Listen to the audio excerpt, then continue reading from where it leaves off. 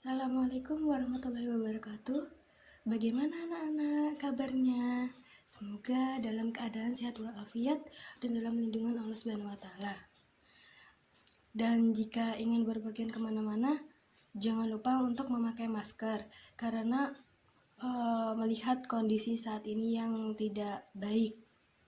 Baik, sebelumnya Ibu mengucapkan minal aidin wal faizin, mohon maaf lahir dan batin. Karena untuk kita pembelajaran tatap muka tidak memungkinkan karena untuk memutuskan penyebaran COVID-19, maka kali ini pembelajaran kita melalui daring. Sebelumnya, jangan lupa mengisi absensi di LMS. Baik, sebelum kita memulai pelajaran pada hari ini, kita membaca doa terlebih dahulu. Bismillahirrohmanirrohim. Nah, pada hari ini kita akan membahas tentang kerajaan-kerajaan Islam di Indonesia. Pada hari ini kita akan membahas tentang kerajaan Islam di Indonesia. Kerajaan Islam yang pertama, kerajaan Islam di Sumatera. Agama Islam di Indonesia dapat berkembang dengan pesat di antaranya melalui kekuasaan. Hal ini mendukung semakin luasnya ajaran Islam.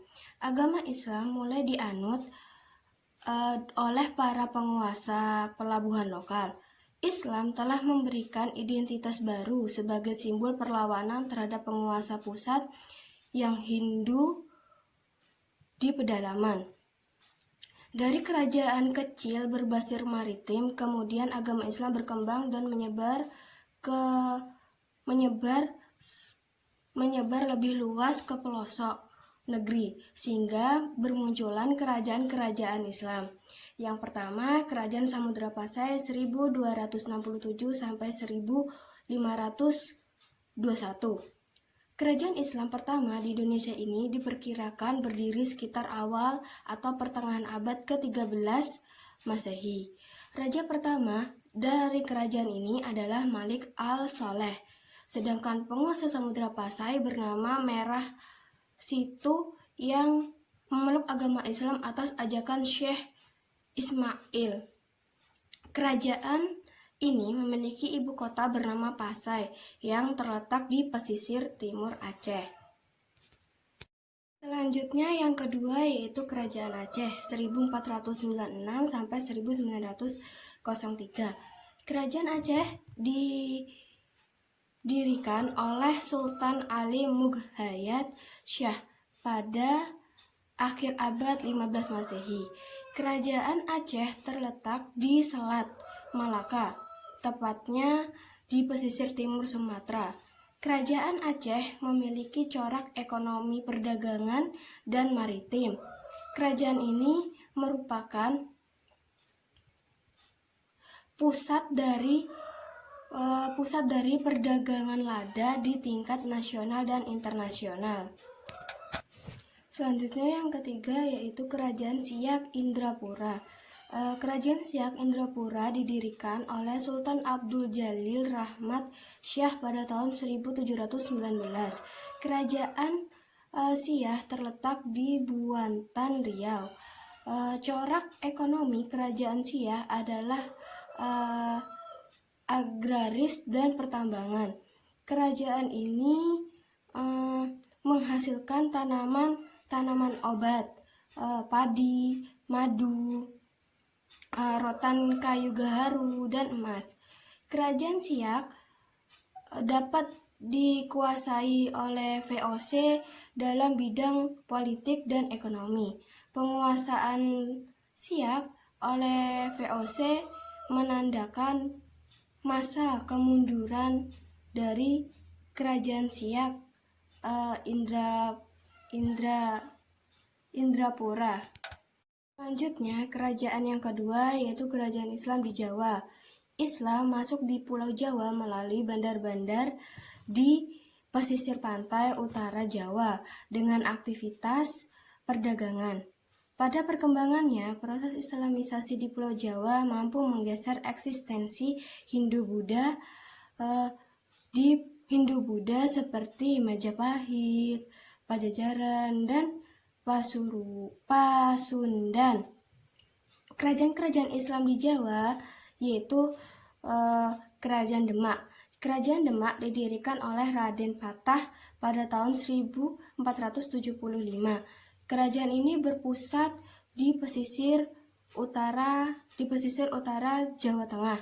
Kerajaan Demak mencapai puncak kejayaannya pada masa Sultan Trenggana dengan menaklukkan hampir seluruh Pulau Jawa dan menjadikan Kerajaan Banjar sebagai bawahan.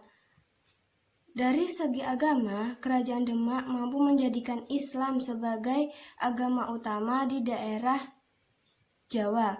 Pesantren dan pusat pendidikan Islam di Jawa berkembang pesat pada masa Kerajaan Demak, yaitu Kerajaan Mataram Islam. Kerajaan Mataram Islam didirikan oleh Ki Ageng Pamanahan pada tahun 1582.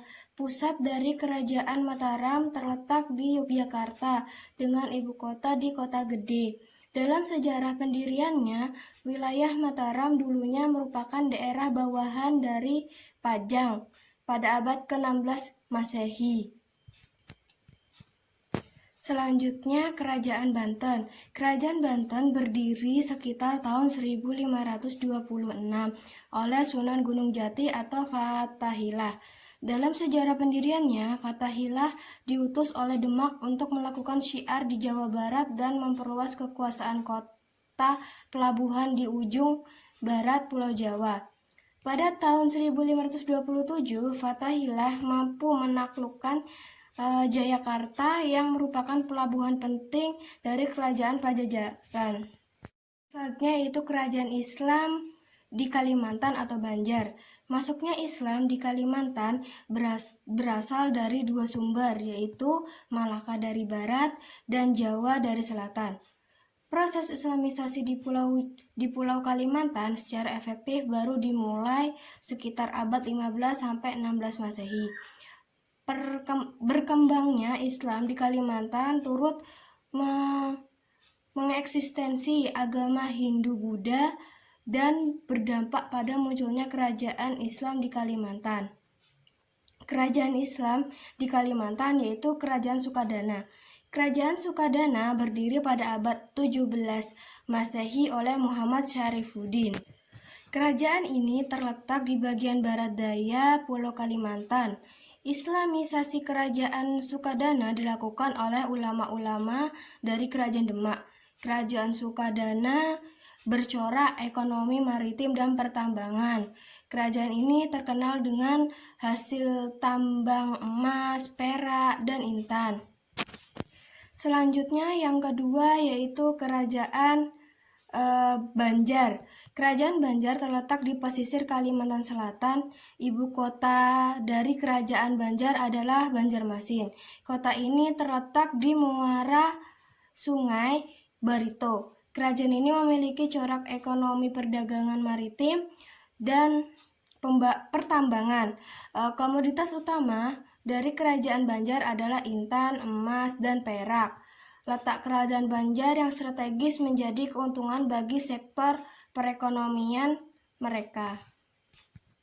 Kerajaan selanjutnya yaitu Kerajaan Islam di Goa Talo. Letak wilayah inti kerajaan ini berada di daerah Kabupaten Goa, Sulawesi Selatan. Kerajaan Goa Talo mencapai puncak kejayaannya pada abad 17. Ketika kesultanan ini berkembang sebagai pusat perdagangan dan mengembangkan berbagai inovasi di bidang pemerintahan, ekonomi, militer, dan sosial budaya.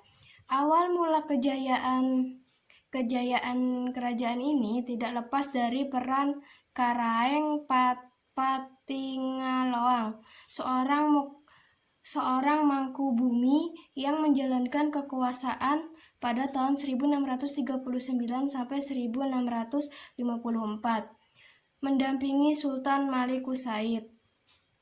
Pemimpin Kesultanan Goa Talo yang paling terkenal adalah Sultan Hasanuddin. Selanjutnya yaitu Kerajaan Ternate. Kerajaan Ternate berdiri sekitar abad 13 Masehi. Kerajaan ini terletak di Maluku Utara dan memiliki ibu kota di Sampulu. Islamisasi Kerajaan Ternate dilakukan oleh ulama-ulama dari Jawa, Melayu, dan Arab. Kerajaan Ternate resmi memeluk Islam setelah Raja Zainal Abidin belajar Islam oleh Sunan Giri pada tahun 1486 Masehi. Corak ekonomi Kerajaan Ternate adalah perdagangan rempah-rempah.